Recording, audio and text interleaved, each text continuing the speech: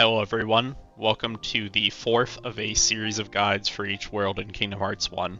This guide is made using the Final Mix Remaster versions of the game, and we'll be going over the storyline path through each world. In this episode, Deep Jungle.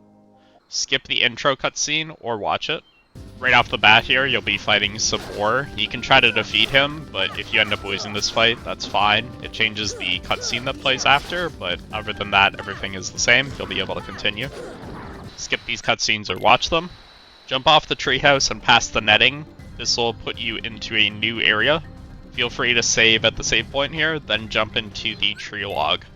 You'll have to go down this tree log to the next area, move left and right to dodge the branches, and jump over any of the bigger logs that are blocking your way. After getting to the end, you'll fall into the camp, go into the tent located in the camp. Skip or watch these cutscenes, then leave the tent. We now need to collect the slides around the camp area. Here's the locations of where they are.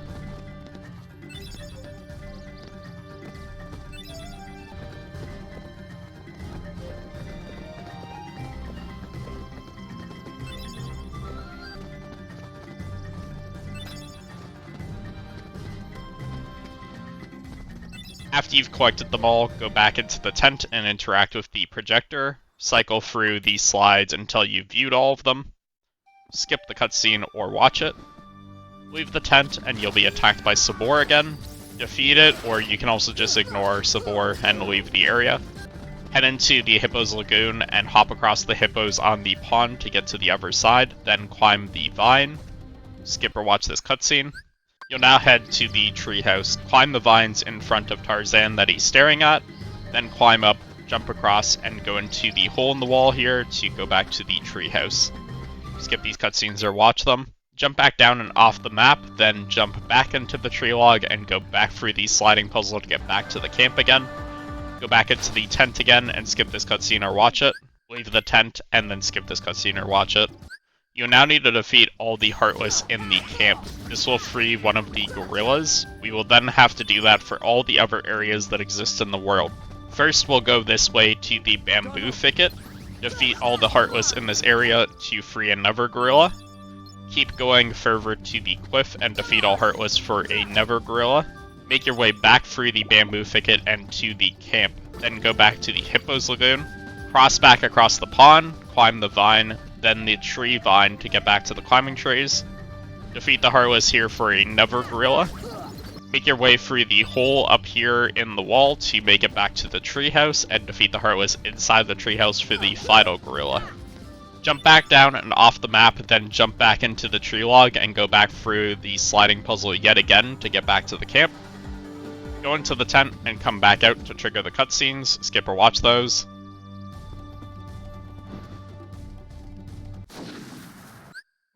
Head to the bamboo thicket and you'll now have your final fight with Sabor. You can basically pin Sabor kind of against the wall if you can get her there with repetitive combos, and she'll never really be able to do anything if you do it that way.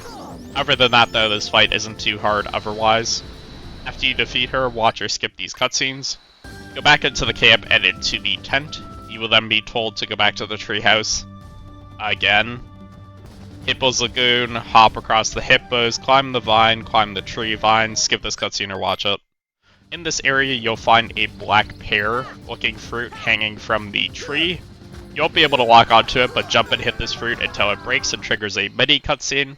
You'll then want to hop down this hole to Vines 2, then jump back down to Hippo's Lagoon. Head back to the camp and then across to the bamboo thicket and the cliff. Skip or watch this cutscene. You'll then have to fight Clayton and the Heartless. If you hit Clayton a few times, a new cutscene will trigger, and this will enter the boss fight with the Stealth Sneak. His boss is invisible, and with Clayton on his back, damage it, and eventually it will become visible. It shoots lasers from its eyes sometimes. This attack can actually be pretty deadly on Proud Mode, as it's hard to dodge and it does a lot of damage. Eventually you'll knock Clayton off of his back. You have the option to focus Clayton at this point, as he's the only one that has to actually die to clear this fight. You don't need to actually fully defeat the Stealth Sneak if you don't want to. I recommend aerial combos when fighting this boss, as they're faster than ground combos, and you want to get Clayton off of the back of the Stealth Sneak as quickly as possible.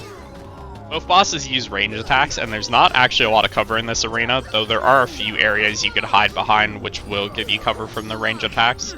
Dodge rolling out in the open can also work, though it's a little bit more risky. This fight can actually be pretty difficult on Proud, so I'm leaving my fight with it in the description below.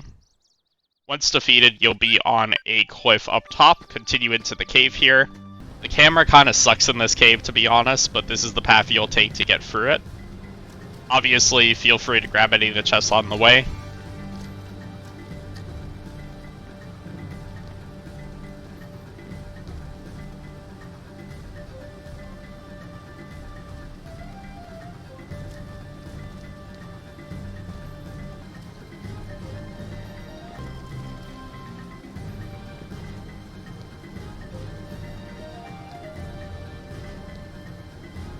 Then enter the cavern at the back.